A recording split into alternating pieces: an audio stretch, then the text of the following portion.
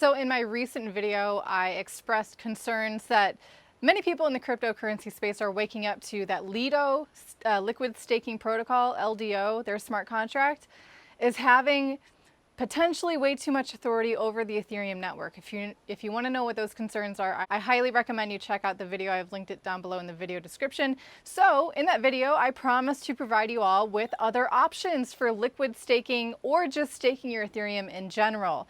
Now, every platform that I'm talking about today, this is not sponsored or an endorsement of it. This is just what I've learned and the options that I think might be best for you to consider. So do with it what you will. Furthermore, like I said in the other video, if Toby and I do decide to change our staking provider from Lido to any of these other options, it's going to be probably one of these I list today. The first to know will be our CT Club, and with that will probably come a tutorial as well, so keep your eyes out for that. Link for the CT Club, as always, is down below in the video description. Choosing a good validator for any proof of stake blockchain that you want to stake your coins is an important thing to consider, because not only could you be earning more maybe with a better validator, but if you choose a bad validator, you could potentially lose all the funds that you have delegated towards them or deposited into their smart contract. Other things to consider are that some validators take a bigger commission, some offer better rewards, and some offer 100% uptime and perhaps guaranteed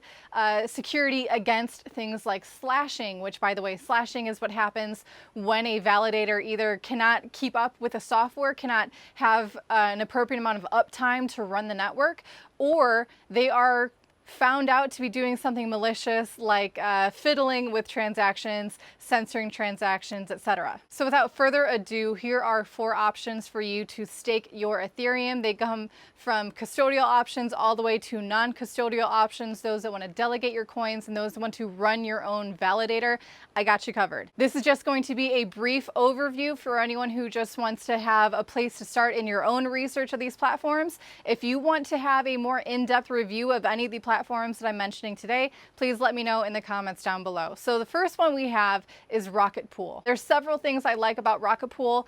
The one being it has a very low minimum deposit for those of you who want to delegate your Ethereum.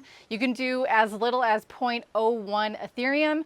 Also, Rocket Pool has a type of assurance against slashing risk for depositors. If a validator is found out to be acting maliciously or unable to rise to the requirements that it takes to be a validator, if there is slashing at risk, it is the node operators themselves that will be losing coins, not you, the depositor. Also, they have a $500,000 bug bounty program, and we love to see that because you want to have as many eyes incentivized to go over your code as possible to find the bugs, and they get rewarded honestly rather than doing the reverse and hacking and potentially putting your coins at risk, because what they're trying to hack is the smart contract that you're depositing into. This one offers about approximately 3.38% APR. And another cool thing about Rocket Pool is they have a ton of wallet integrations, so you don't necessarily have to create a new type of wallet to interact with Rocket Pool. They probably already have one that you already have an account with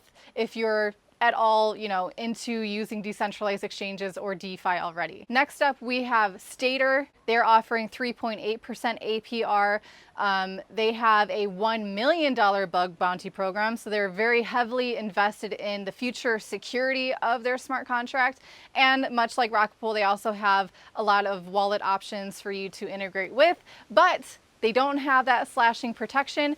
But Stater also seems to be very user-friendly as well. If you have used any of the platforms that I'm mentioning today, please leave your reviews down below in the comments so that myself and others can learn from you as well, if you don't mind sharing. If you do mind sharing, then don't. That's okay. The third one we have is StakeWise. They offer 3.7% APR. They do take a 10% commission, so that's very similar to Lido staking. Also, the minimum deposit for StakeWise is really small. It's 0.001 Ethereum, so it's really attainable for basically any budget to be earning a passive income with their Ethereum with StakeWise. Their bug bounty program only has about $200,000 as like the maximum payout, so not quite as big as Stater or Rocket Pool, but at least they have that. Also, before I forgot to mention, Rocket Pool, Stater, and Stakewise, they all have liquid staking coins. So that means that if you use any of these platforms, you deposit Ethereum into their smart contract, they immediately give you their liquid Ethereum token, which basically allows you to still interact with your Ethereum. They all function very similarly. They're all self-accruing with your rewards. So if you're just holding any of these liquid staking tokens, their balance will be gaining in your wallet automatically because they're representative of your staking rewards through that smart contract. If you ever wanted to, let's say, redeem your liquid staking tokens for your Ethereum that you've deposited, you just go through that process, and it's a 1-to-1 ratio. So even though these liquid staking tokens might vary in price compared to Ethereum on the open market, if you go to actually redeem them, you will have 1-to-1 to Ethereum. This last one is for those of you who have 32 Ethereum and you want to run your own validator. You have a computer that meets the requirements. You have a solid continuous connection to the internet, and you can keep this computer running for 24/7. You can use Blocks staking, BOLX. Again, links for all of these platforms will be down below in the video description. They are completely non-custodial, so really good removal of third-party risk in this one as well. So for those of you who want to check out how to do your own staking with Ethereum, check out Blocks. And that's it for today's episode. I hope you found this one helpful in your own research and where you should be staking your Ethereum. Let's keep an eye out for Lido and how the Ethereum community reacts to this. I've done a lot of reading that these liquid staking protocols in general aren't perfectly designed, and hey, we are in a crypto experiment, guys.